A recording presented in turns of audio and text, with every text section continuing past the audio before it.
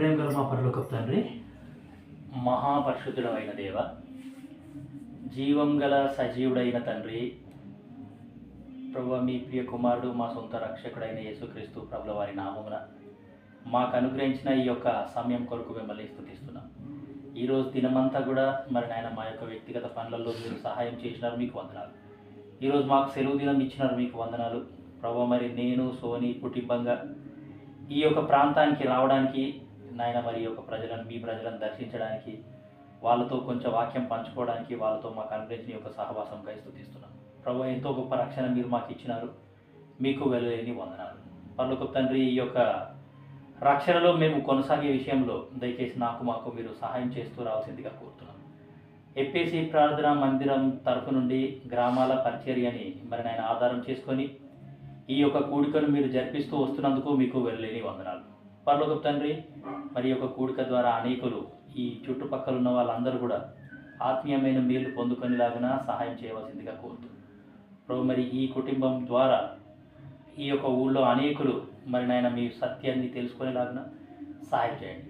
ఇప్పుడు పాట పాడుతున్నాం, వాక్యం ధ్యానిస్తున్నాం, దయచేసి మాకు సాయం చేయవలసిందిగా కోరుతూ యేసుక్రీస్తు ప్రభుల వారి నామమున స్తుతించి ప్రార్థించి అడివేడుకుంటున్నాం తండ్రి, ఆమేన్. క్రైస్తవ జీవితం సౌభాగ్య జీవితం అనే పాట పాడదాం.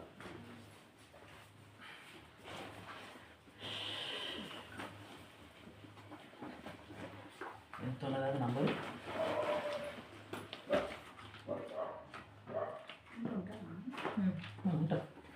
క్రైస్తవ జీవితం సౌభాగ్య జీవితం ప్రభు పిల్లలకు ఎంతో ఆనందం అనే పాట పాడదాం.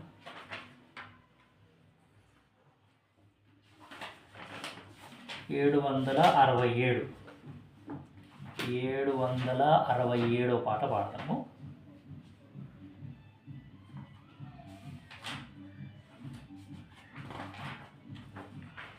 ఏడు 751 పాత నంబర్. 751 చూడండి, మీరు పాత పుస్తకం ఉంటే 767 కొత్త నంబరు, 751 పాత నంబరు. సరేనా? క్రైస్తవ జీవితం సౌభాగ్య జీవితం ప్రభు పిల్లలకు ఎంతో ఆనందం. క్రైస్తవ జీవితం సౌభాగ్య జీవితం ప్రభు పిల్లలకు ఎంతో ఆనందం. కష్టములు వచ్చినా నష్టములు వచ్చినా, కష్టములు వచ్చినా నష్టములు వచ్చినా, యేసు ప్రభువే నా సహకారి, యేసు ప్రభువే నా సహకారి.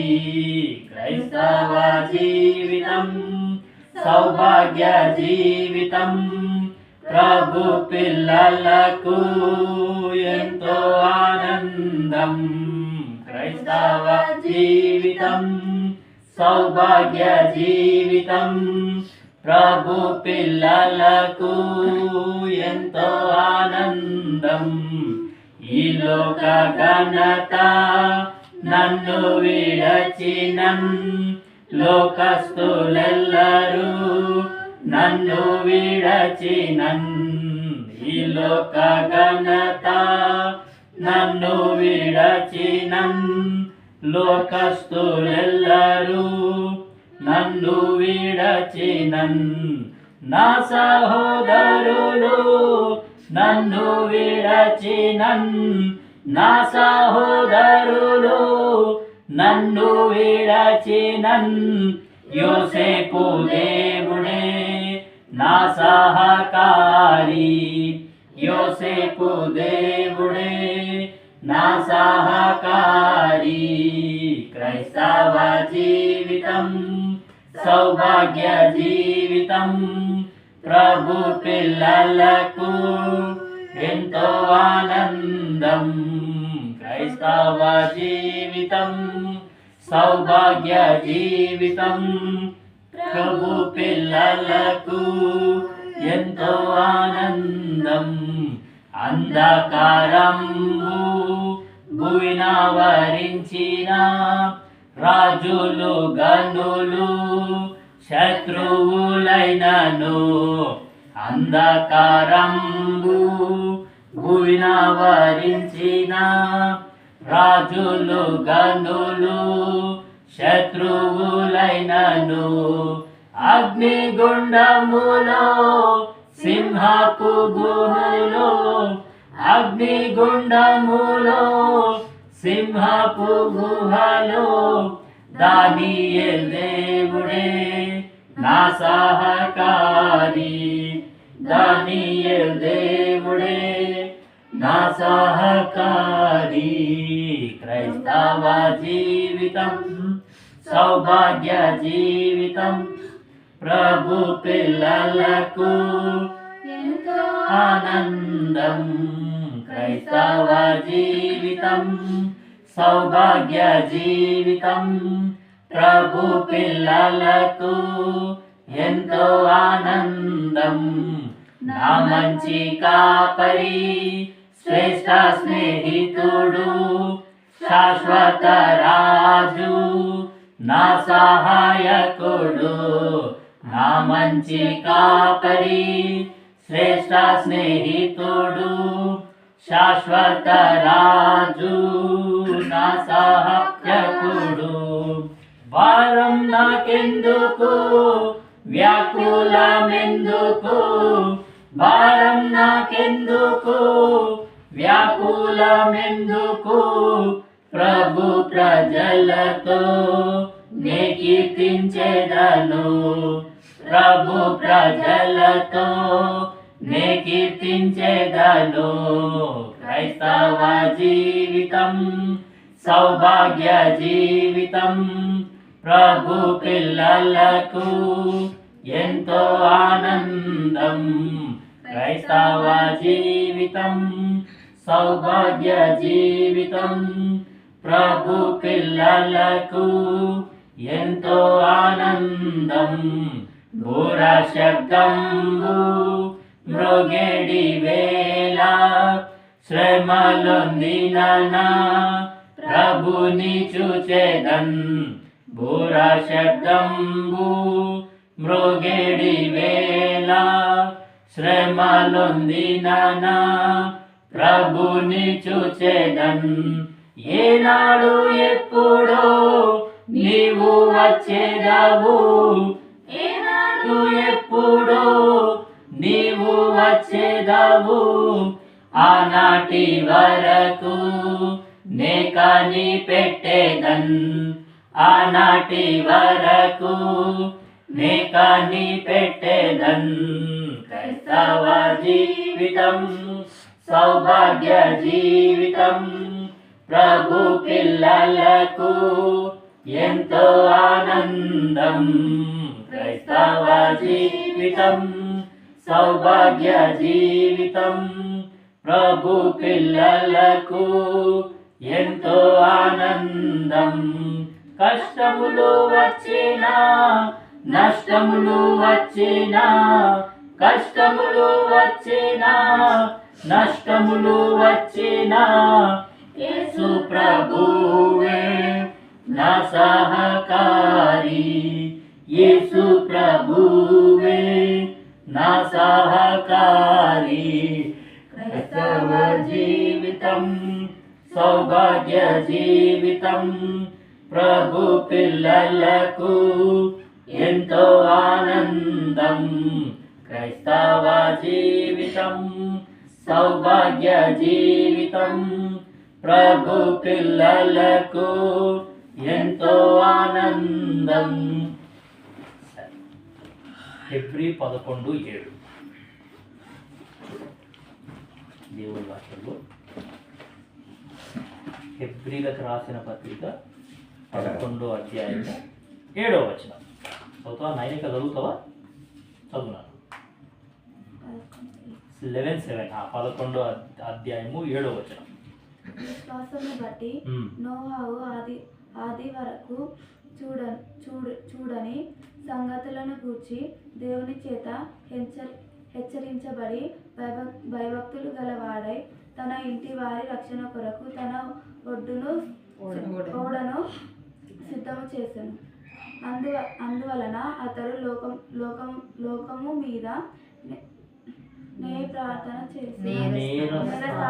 చేసిన విశ్వాసమును బట్టి కలుగు నీతికి వారసుడాయను. సరే, నేను చదువుతాం మళ్ళీ సరే.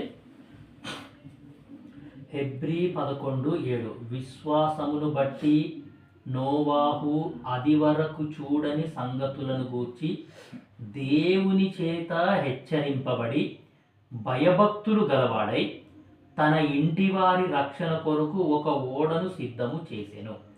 అందువలన అతడు లోకము మీద నేరస్థాపన చేసి విశ్వాసమును బట్టి కలుగు నీతికి వారసుడాయెను. చదువుకున్న వాక్యం దేవుడు మన కొరకు దీవించును గాక. సో ఇక్కడ ఎవరున్నారు అంటే నోవా అనే భక్తుల గురించి ఇక్కడ మనం చదువుతున్నాం. సరే, ఈ నోవా ఏం చేసిండంట అంటే చూడండి, విశ్వాసమును బట్టి నోవాహు అది వరకు చూడని సంగతులను గూర్చి. దేవుడు నోవాకి ఏం చెప్పిండంటే, మనందరికీ బాగా తెలుసు, భూలోకంలో ఉన్న మనుషులందరూ కూడా పాడైపోయారు, చెడిపోయారు. అందరూ వాళ్ళ మార్గాలు చెరిపేసుకున్నారంట. దేవుని మార్గాలు మాకు వద్దు, మేము దేవుని మాటలు వినము, మా ఇష్టం వచ్చినట్టు చేస్తాము అని వాళ్ళ మార్గాలు మొత్తం చెరిపేసుకున్నారు.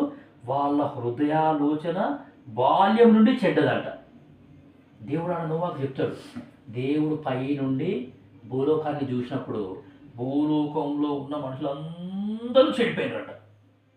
వాళ్ళ మైండ్ అంతా పడేది ఇష్టం వచ్చినట్టు. దేవుని కుమారులు మనుషుల కుమార్తెలతోని ఎవరి ఇష్టం వచ్చినట్టు వాళ్ళు పెళ్లి చేసుకుంటూనే ఉన్నారు. మరి ఒక్కొక్కడు ఎన్ని పెళ్లిళ్ళు చేసుకున్నాడో మనకైతే తెలియదు, కానీ వాళ్ళ మార్గాలు మాత్రం చెరిపేసుకున్నారంట వాళ్ళు. అయితే ఆడ ఏం జరిగిందో చూడండి. 6వ అధ్యాయము ఏమి అంటే, జర 6వ అధ్యాయం కాదు,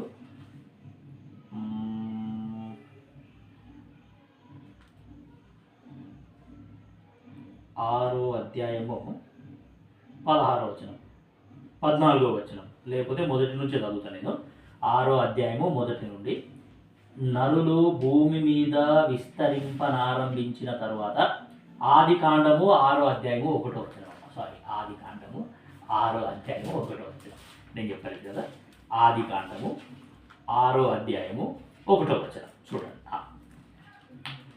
నరులు భూమి మీద విస్తరింపనారంభించిన తరువాత కుమార్తెలు వారికి పుట్టినప్పుడు దేవుని కుమారులు నరుల కుమార్తెలు చక్కని వారిని చూచి వారందరిలో తమ మనసుకు వచ్చిన స్త్రీలను వివాహము చేసుకొని, అప్పుడు యెహోవా, నా ఆత్మ నరులతో ఎల్లప్పుడూ వాదించదు, వారు తమ అక్రమ విషయములో నరమాతృలై ఉన్నారు, అయినను వారి దినములు 120 ఏండ్లగున నేను.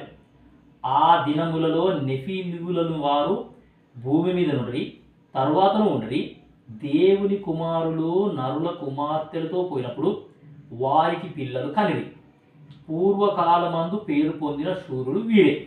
నరుల చెడుతనము భూమి మీద గొప్పదనియు. ఇది గమనించాలి. నరుల చెడుతనము భూమి మీద గొప్పదనియు, వారి హృదయము యొక్క తలంపులలోని ఊహ అంతయు ఎల్లప్పుడూ కేవలము చెడ్డదని యెహోవా చూచి. నరులు భూమి మీద వాళ్ళ గొప్పతనం, వాళ్ళ చెడుతనం ఎట్లుందంట, గొప్పగా అయిపోయిందంట. చాలా గొప్పగా చెడుతనం చేస్తున్నారు వాళ్ళు. అంటే వాళ్ళ చెడుతనం గురించి గొప్పలు చెప్పుకుంటున్నారు అనమాట.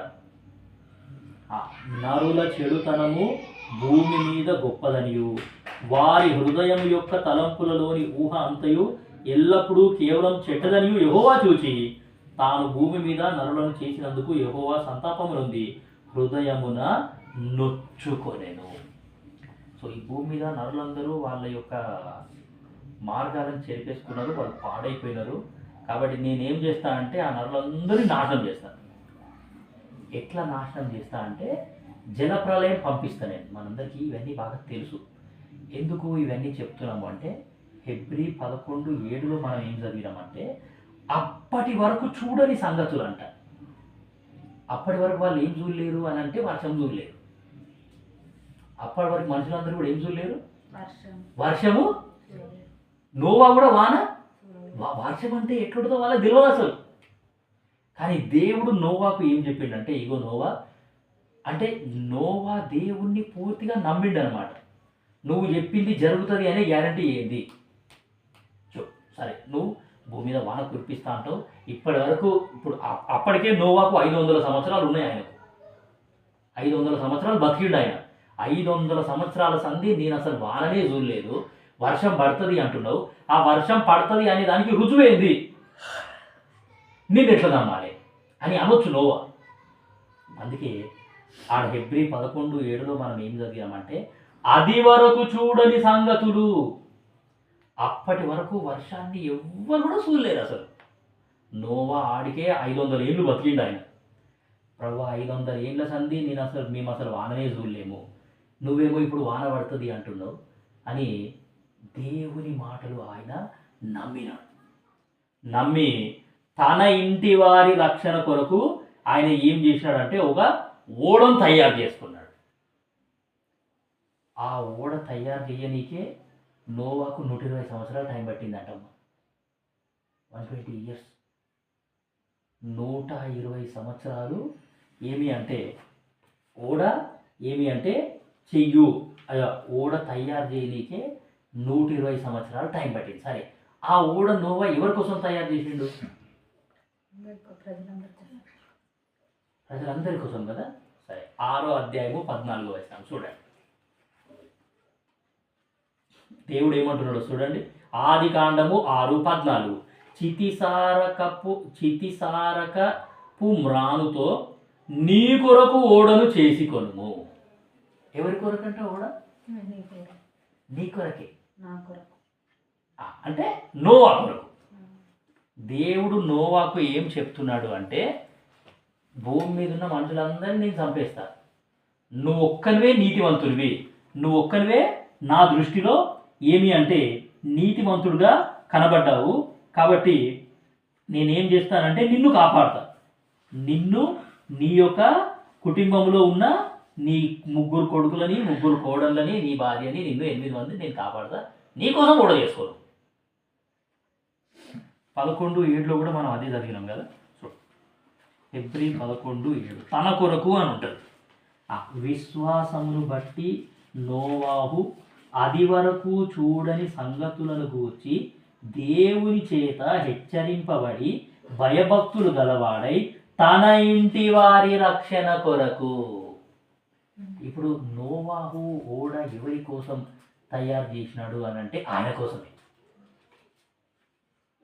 మిగతా వాళ్ళు ఎవరి కోసం కూడా దేవుడు చెప్పినాడు నీ కోసం తయారు చేసుకో, నీ కోసం, నీ కుటుంబం కోసం, నీ పిల్లల కోసం, నీ యొక్క కోడళ్ళ కోసం, ఏమి అంటే నీ కోసము ఒక ఓడ తయారు చేసుకో అని దేవుడు నోవాకు చెప్పినాడు. సరే, ఆ యొక్క ఓడ తయారు చేయడానికి 120 సంవత్సరాలు టైం పట్టింది. ఆ ఓడ ఇప్పుడు ఈ కథ మొత్తం ఒక్క ఓడ అనే ఆ ఒక్క పదంలోనే ఉంటుంది. నోవా అంటే ఆ ఓడ ఒకటే, ఆయన చేసిన పని కూడా అదొకటే ఓడ. ఆయన ఓడ ఒక్కటి తయారు చేసుకున్నాడు. ఆ ఓడని ఏం చేసినాడంటే ఆ ఓడలో ఆయన కాపాడబడ్డాడు, ఆయన యొక్క జంతువులు కాపాడబడ్డాయి, ఆయన కుటుంబము ఆ జంతువులు కాపాడబడ్డాయి. సో ఇప్పుడు ఈ ఓడ అంటే ఏంటి అని అంటే ఓడ అంటే రక్షణ, యేసు ప్రభు అని అర్థం. ఓడ అంటే యేసు ప్రభు అని అర్థం. ఆ ఓడకి ఏమంటే 3 floors, ground floor, first floor, second floor, 3 ఫ్లోర్లు ఉన్నాయి ఆ ఓడకు. సో ఆ 3 ఫ్లోర్లకి ఎన్ని తలుపులు ఉన్నాయంటే ఒకటే ఒక తలుపు ఉంది, ఒకటే తలుపు. సో ఓడ అంటే యేసు ప్రభు. సో ఓడ అంటే యేసుక్రీస్తు ప్రభుల, యేసుక్రీస్తు ప్రభుల వారి దగ్గరికి వెళ్ళడానికి, లేకపోతే పరలోక రాజ్యానికి వెళ్ళడానికి ఒకే ఒక తలుపు అనమాట. ఎవరు ఆ తలుపు అంటే సాక్షాత్తు యేసుక్రీస్తు ప్రభుల వారు. చూడండి 6:16 ఆదికాండము 6వ అధ్యాయము 16వ వచనం. ఆ ఓడకు కిటికీ చేసి పైనుండి మూరెడు క్రిందికి దాని ముగించవలెను. ఓడ తలుపు దాని ప్రక్కను ఉంచవలెను. క్రింది అంతస్తు, రెండవ అంతస్తు, మూడవ అంతస్తు గలదిగా దాని చేయవలెను. కింద అంతస్తు, రెండవ అంతస్తు, మూడవ అంతస్తు, ఇన్ని అంతస్తులకి ఒకటే కిటికీ, ఒకటే తలుపు. సో తెలుసుకోవాల్సిన సంగతి ఏంటంటే, తలుపు అంటే లోపలికి వెళ్ళుట, బయటికి వచ్చుట. సో కాబట్టి పరలోక రాజ్యానికి వెళ్ళడానికి ఒకే ఒక ద్వారం. ఎవరు ఆ ద్వారం అంటే యేసుప్రభు. యేసుప్రభు చెప్పిన నేనే ద్వారమును, నా ద్వారానే తప్ప ఎవరైనా సరే లోపలికి వస్తారు, బయటికి పోతారు. అంతేగాని వేరే ద్వారం అనేది అసలు లేనే లేదు. సో కాబట్టి ఓడ అంటే యేసుప్రభు, ఆ యొక్క యేసుక్రీస్తు ప్రభుల వారి లోపలికి మనము వెళ్ళాలి. ఇప్పుడు చూడండి 7వ అధ్యాయము 1వ వచనం. ఆదికాండం చూడండి 7వ అధ్యాయము 1వ వచనము. యెహోవా ఈ తరము వారిలో నీవే నా ఎదుట నీతిమంతుడవై ఉండుట చూచి తిని గనుక నీవును నీ ఇంటి వారును ఓడలో ప్రవేశించుడి. సో ఎందుకు ఇవన్నీ చెప్తున్నాము అని అంటే, లోకంలో ఉన్న వాళ్ళందరూ చెడిపోయినట్ట. నోవా మాత్రం చెడిపోయాడు. నోవా మాత్రం పాడుగాలేడు. నోవా కానీ, నోవా భార్య కానీ, నోవా యొక్క పిల్లలు కానీ, నోవా యొక్క కోడళ్ళు కానీ వాళ్ళెవ్వరు కూడా పాడవ్వలేదు. సో లోకంలో ఉన్న చెత్త అంతా వాళ్ళ లోపలికి రానియలేరు వాళ్ళు. ఆడ దేవుడు చెప్తున్నాడు 7వ అధ్యాయము 1వ వచనము, ఈ తరము వారిలో నీవే నా ఎదుట నీతిమంతుడు. అమ్మా చూడండి, ఇప్పుడు 5వ అధ్యాయము ఆఖరి వచనం చూడండి, ఆడ ఉంటుంది. నోవా యొక్క ఏజ్ ఉంటుంది ఆడ. 5వ అధ్యాయము 32వ వచనము. నోవాహు 500 ఏండ్లు గలవాడై షేమును, హామును, యాపేతును కనెను. 500 ఏండ్లు, 500 ఏండ్లు ఉన్న ముసలాయనతోని దేవుడు చెప్తున్న మాట ఏంటంటే, ఈ తరం, ఇప్పటి వరకు నువ్వు ఎన్ని తరాలు చూసినావో ఆ తరములన్నింటిలో ఇప్పుడున్న తరంలో కూడా నువ్వే నీతిమంతుడివి. సో ఒక తరం అంటే 40 సంవత్సరాలు కదా, ఒక తరం అంటే 40 years. 40 సంవత్సరాలకి ఒక తరం అంటారు ఈ లోకంలో. సో ఇప్పుడు నోవా 500 సంవత్సరాలు బతికిందంటే 500 divided by 40 ఎంత దూరం పోతుంది? సో లేకపోతే 120 తరాలు, లేకపోతే 12 తరాలు అని చెప్పొచ్చు. అట్లా నోవాహు ఏం చేశాడంటే అన్ని తరాలు చూసిండు ఆయన.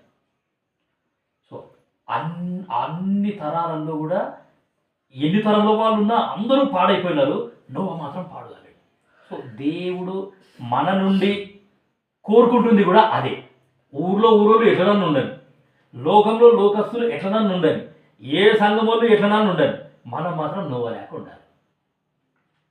పాడైపోకుండా మన శరీర జీవితం కానీ, మన ఆత్మీయ జీవితం కానీ, మన అంతరంగం కానీ, మన హృదయం కానీ, మన మనసును కానీ మనం పాడు చేసుకోవద్దు. పాడు చేసుకోకుండా చాలా జాగ్రత్తగా నువ్వు నేను ఉండాలా అనేది దేవుని యొక్క కోరిక. మామూలుగా మనం ఏం చేస్తాము అని అంటే, అట్లా చెడిపోయినోడిని చూసి వాని దగ్గర క్రియలన్నీ నేర్చుకొని మనం కూడా చెడిపోతాం.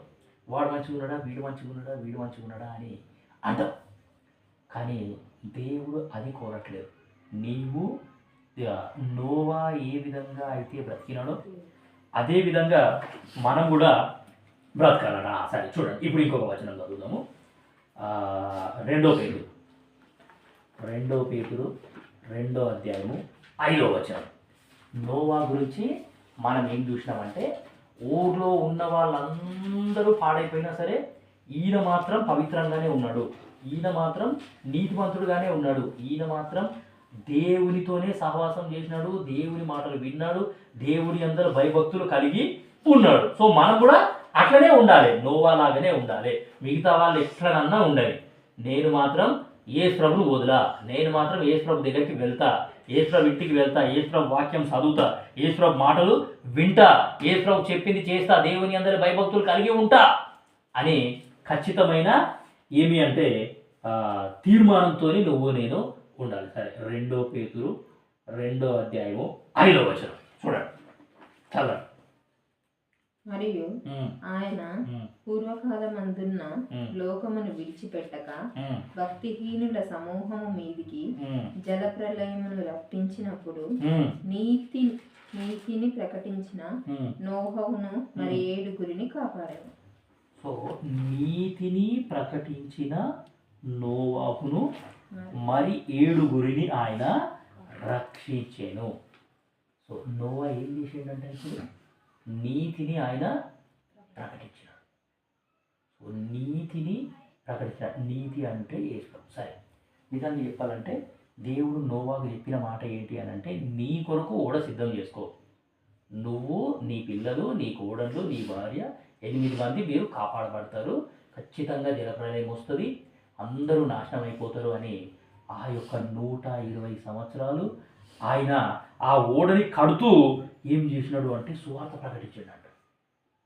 ఆయన ఓడని కట్టేటప్పుడు ఆ చూసేటోళ్ళు అందరూ ఆయనకు అడిగినారు, నోవా ఏం చేస్తున్నావు, ఏంటది, ఏం చేస్తున్నావు, గనిగానం కట్టెలు తెచ్చి పెట్టుకున్నావు, ఏమది అది, ఏం చేస్తున్నావు నువ్వు అని అందరూ అడుగుతూ ఉంటే అప్పుడు నోవా వాళ్ళకి చెప్పిండు అనమాట. ఏమని చెప్పినాడు అంటే 40 రోజులు 40 రాత్రులు వర్షం పడుతుంది, దేవుడు మాట్లాడిండు నాతోని, వర్షం పడుతుంది, అన్నీ మునిగిపోతాయి, కొండలు గుట్టలు పెద్ద పెద్ద చెట్లు పర్వతాలు అన్నీ మునిగిపోతాయి, అందరూ నాశనం అయిపోతాము. సో కాబట్టి నేను ఓడ తయారు చేసుకుంటున్నా, ఆ ఓడలో మేము కాపాడబడతాం, దేవుడు చెప్పినాడు మాకు. సో కాబట్టి నువ్వు కూడా ఆ ఓడలోకి రా, నేను ఓడ చేసిన తర్వాత నువ్వు కూడా ఓడలోకి రా, నీ భార్య పిల్లలను కూడా తీసుకుందా, మనం అందరము కాపాడబడతాం. ఏం మాటలు మాట్లాడుతున్నావు? 500 ఏళ్ళ సంధి చూస్తున్నాం మేము, ఒక్క బొట్టన్న నీటికెంచి పడవేయలేదు, వాననే వాళ్ళలేదు, ఇప్పుడు పడతాది.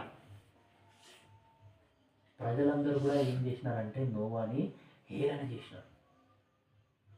ఈ లోకంలో ఉన్నప్పుడు కూడా గట్లనే ఉంటుంది. మనం యేసు ప్రభువును నమ్ముకున్నాము అంటే ఊళ్ళో వాళ్ళంతా హేళననే చేస్తారు. గాదేవుని నమ్ముకున్నారు, గాదేవుని నమ్ముకున్నారు, గుడికి పోతున్నారు, చర్చికి పోతున్నారు, తీసి పడేస్తారు, లెక్కనే చేయరు అసలు.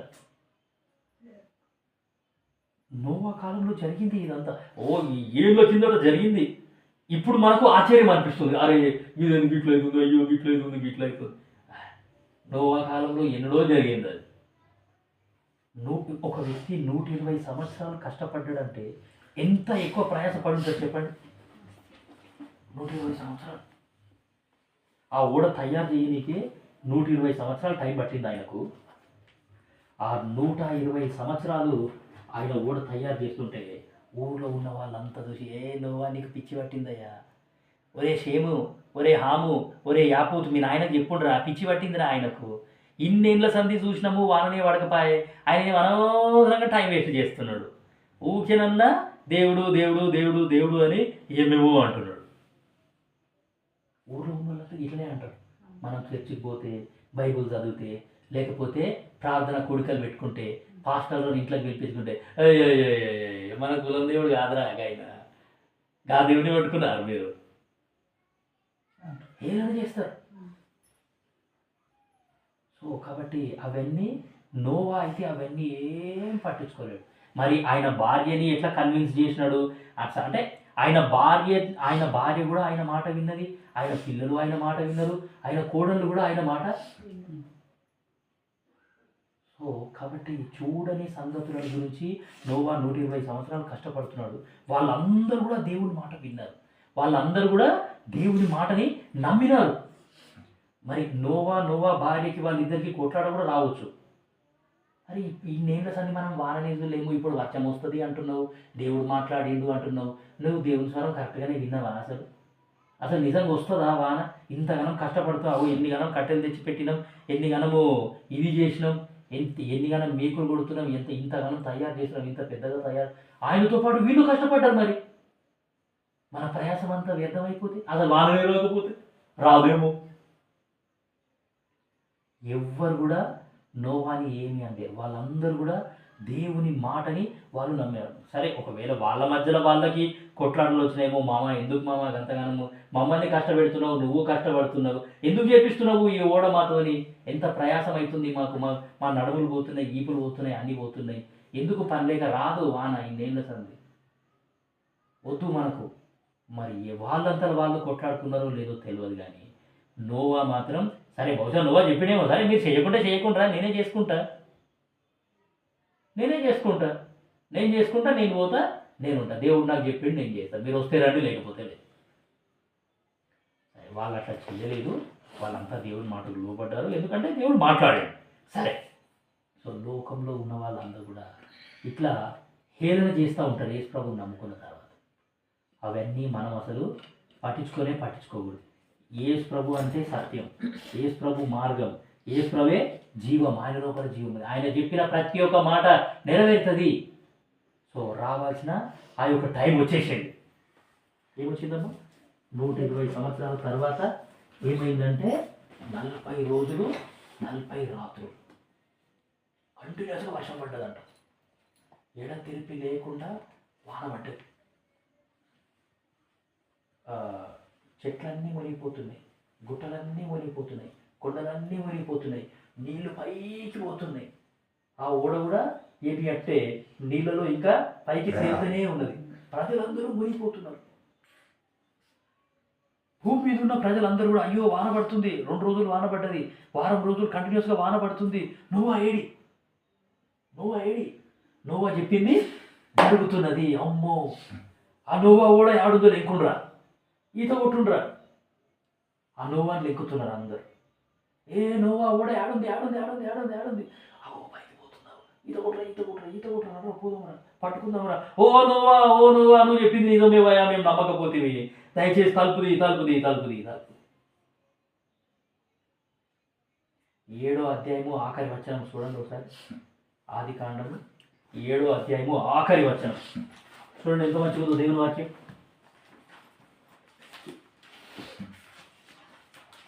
ఆదికాండము 7వ అధ్యాయము ఆఖరి వచనం.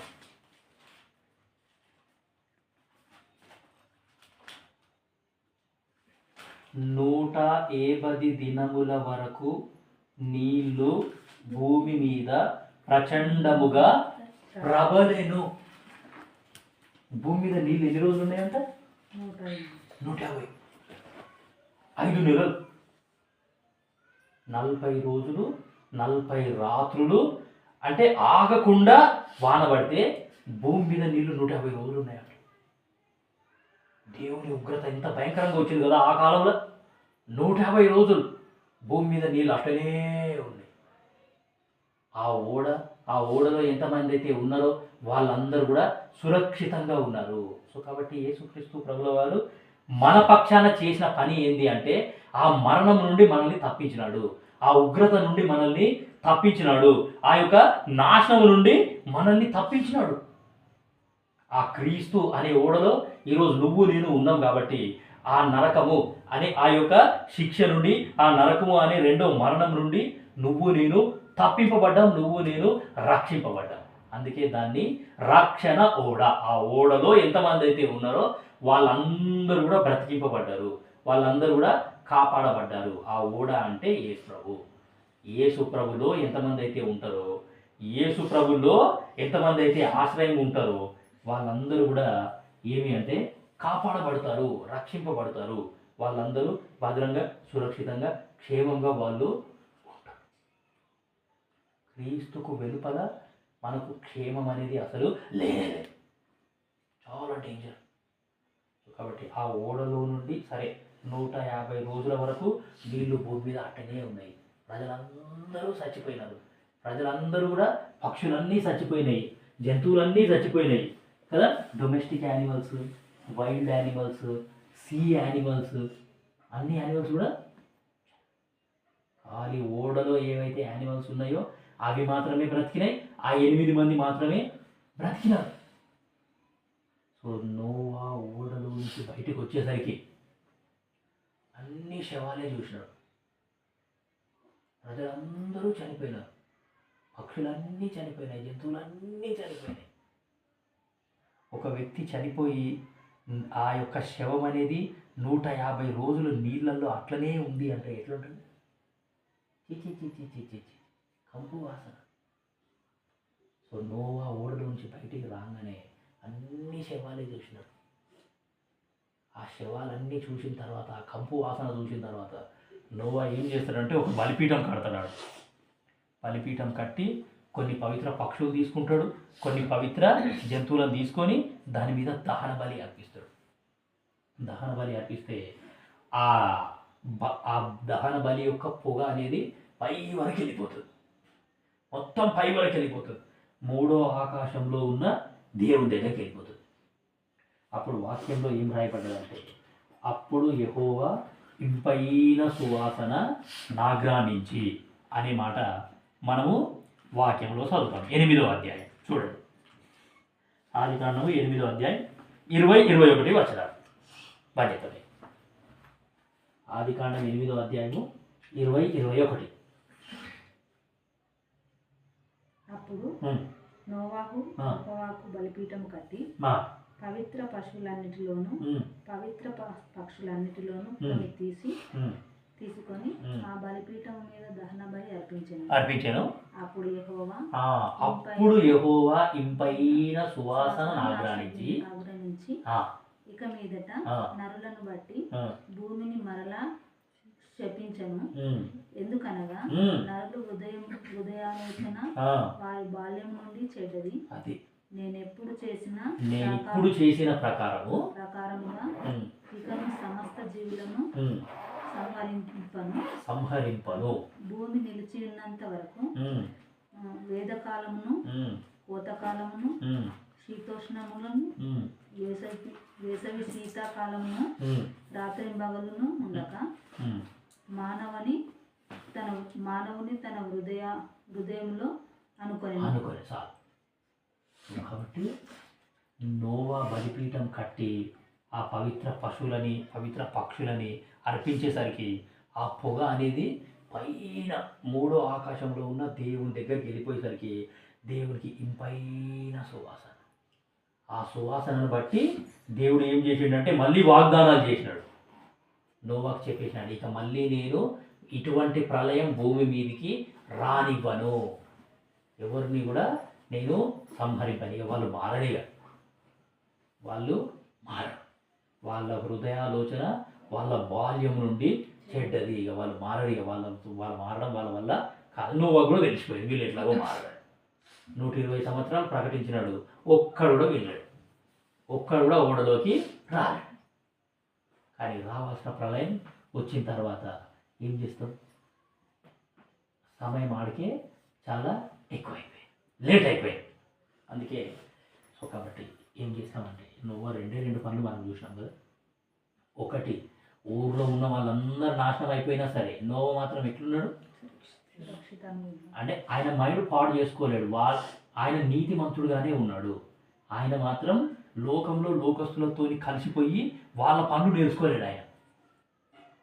ఒకటి. రెండోది, ఆయన కొరకు ఓడ చేసుకోమని చెప్పినాడు. కానీ ఆయన ఆశ ఏంటంటే నేనొక్కనే బతికితే, నేనొక్కనే కాపాడబడితే ఎందుకు, నాతో పాటు ఎవరైనా కాపాడబడతారేమో, ఎవరన్నా ఓడ లోపలికి వస్తారేమో, ఎవరన్నా యేసు ప్రభు దగ్గరికి వస్తారేమో అని ఆయనకి చిన్న కోరిక, చిన్న ఆశ ఉంది. సో కాబట్టి వాళ్ళు నమ్మినా నమ్మకపోయినా, వాళ్ళు ఓడలోకి వచ్చినా రాకపోయినా, నేను మాత్రం ఏం చేస్తా? చెప్పేస్తా. యేసు ప్రభు గురించి వాళ్ళకి చెప్పేస్తా, సువార్త వాళ్ళకి చెప్తా అని 120 సంవత్సరాలు చెప్పినాడట. అబ్బా, 120 సంవత్సరాలు సువార్త ప్రకటించినట్టే ఎంతో ఓపిక ఉన్నది ఆయనకు. 120 సంవత్సరాలు ఊడగట్టుకున్నాడు, 120 సంవత్సరాలు సువార్త ప్రకటించినాడు, 120 సంవత్సరాలు ఆయన పనిచేసినాడు, కష్టపడ్డాడు. అయినా ఫలితం ఏమైనా దక్కిందా అంటే ఏం దక్కలేదు. ఆయన మాత్రమే రక్షింపబడ్డాడు. అందుకే కుటుంబంలో ఒక్కరు యేసు ప్రభుని నమ్ముకుంటే ఆ కుటుంబం మొత్తం రక్షింపబడుతుందంట. ప్రభు అయిన యేసునందు విశ్వాసం ఉంచు, అప్పుడు నీవు నీ ఇంటి వారు. కుటుంబంలో ఒక్కరు నమ్మితే చాలు, ఆ ఒక్కరిని బట్టి కుటుంబం మొత్తాన్ని రక్షిస్తాడంట దేవుడు. ఏమో ప్రార్థన చేద్దామా?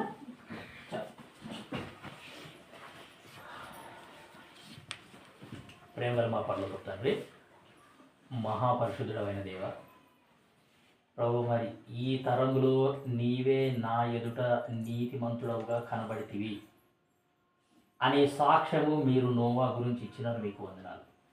పరలోక తండ్రి, అటువంటి సాక్ష్యం మేము కూడా పొందేలాగున ప్రభు మరి మాకు సహాయం చేయండి. ప్రభు మరి అంగడిపేట ప్రాంతాన్ని బట్టి స్తుతిస్తున్నాం. సిస్టర్ నిరీక్షణ గారి కుటుంబాన్ని బట్టి ప్రభు మీకు వందనాలు. మరి నేను కొంతకాలంగా ఈ యొక్క ఇంట్లో విలేజ్ మీటింగ్ అంటే గృహ కూడిక కలిగి ఉండే భాగ్యాన్ని మీరు మాకు ఇచ్చినారు, వందనాలు. పరలోక తండ్రి, మరి ఈ యొక్క కుటుంబాన్ని ఈ ఊరిలో ఉంచిన ఉద్దేశాన్ని మీరు నెరవేర్చుకోండి, సంకల్పాన్ని మీరు నెరవేర్చుకోండి. ప్రభు ఈ కుటుంబం ద్వారా అనేకులు మరి సత్య సువార్తను తెలుసుకునేలాగున, నిజ దైవాన్ని తెలుసుకునేలాగున సాయం చేయండి. పరలోక తండ్రి, ఈ కుటుంబాన్ని మరి నైనా ఈ ప్రాంతానికి దీవెనకరంగా, ఆశీర్వాదకరంగా మీరు మార్చండి. పరలోక తండ్రి, మరి నీ ద్వారా భూలోకంలోని జనములన్నీ ఆశీర్వదింపబడును అనే ఆ యొక్క వాగ్దానం కుటుంబంలో మీరు నెరవేర్చవలసిందిగా కోరుతూ వస్తున్నాం. ప్రభు మరి నయనిక కొరకు కూడా ప్రార్థన చేస్తున్నాం. 10th క్లాస్ చదువుతుంది, మంచి ఆరోగ్యం ఇవ్వండి, మంచి జ్ఞానం ఇవ్వండి, మంచి జ్ఞాపక శక్తి ఇవ్వండి. ఆమె చదువులో తోడుగా ఉండండి, మంచి భవిష్యత్తు అనుగ్రహించండి. ప్రభు మరి వాళ్ళకి ఇచ్చిన వాగ్దానాలు కూడా మీరు నెరవేరుస్తూ రావాల్సిందిగా కోరుతూ వస్తున్నాం నాయన. పరలోక తండ్రి, ప్రభు మరి ఈ యొక్క పరిచర్యని మీరు రానున్న దినాలలో ఇంకా అద్భుతంగా జరిపించండి. అనేకులు మరి నాయన ఈ యొక్క పరిచర్యలో పాలు పంపులు పొందేలాగా సహాయం చేయవలసిందిగా కోరుతూ ప్రభు మరి అనుగ్రహించిన యొక్క సహవాసంకై స్తోత్రాలు. ఇంట్లో ప్రతి అక్కర తీర్చండి. వాళ్ళు చేసే చేతి పనిని దీవించి ఆశీర్వదించవలసిందిగా కోరుతూ వస్తున్నాం నాయన. ప్రభు మరి నోవా ఏ విధంగా అయితే లోక మాలిన్యం అంటుకోకుండా జాగ్రత్తగా ఉన్నాడో మేము కూడా అలాగే ఉండేలాగా సాయం చేయండి. ప్రభు మరి ప్రజలు నమ్మినా నమ్మకపోయినా ఆయన మాత్రం సువార్త ప్రకటించినాడు. ప్రభు మరి అదేవిధంగా మేము కూడా ఉండేలాగున మాకు మీరు సహాయం చేస్తూ రావాల్సిందిగా కోరుతూ వస్తున్నాం నాయన. పరలోక తండ్రి, విత్తబడిన వాక్యాన్ని దీవించి ఆశీర్వదించండి. ప్రభు మరి సహోదరుడు ఉన్నాడు, సహోదరుని కూడా జ్ఞాపకం చేసుకోండి. ఆయన యొక్క చేతి పనిలో మీరు తోడుగా ఉండండి. పరలోక తండ్రి, మరి ఆయన యొక్క అక్కర్లు కూడా తీర్చవలసిందిగా కోరుతూ మేము కూడా బయలుదేరి వెళ్తున్నాం, మాతో కూడా తోడుగా ఉండవలసిందిగా కోరుతూ చక్రియాలకి బ్రదర్స్ వెళ్ళినారు, వాళ్ళు కూడా సహాయం చేయండి. పరిచర్యని దీవించి ఆశీర్వదించండి. ఈ యొక్క వాక్యాన్ని సాతానుడు ఎత్తుకుపోకుండా కాపాడవలసిందిగా కోరుతూ యేసు నామమున స్తుతించి ప్రార్థించి వేడుకుంటున్నాం తండ్రి. ఆమేన్. మన తండ్రి అయిన దేవుని ప్రేమ, యేసుక్రీస్తు ప్రభుల వారి యొక్క కృప, పరిశుద్ధాత్మ యొక్క సహవాసం ఇప్పుడు ఎల్లప్పుడూ సదాకాలం మనతో ఉండి నడిపించును కాక. ఆమేన్. ప్రైజ్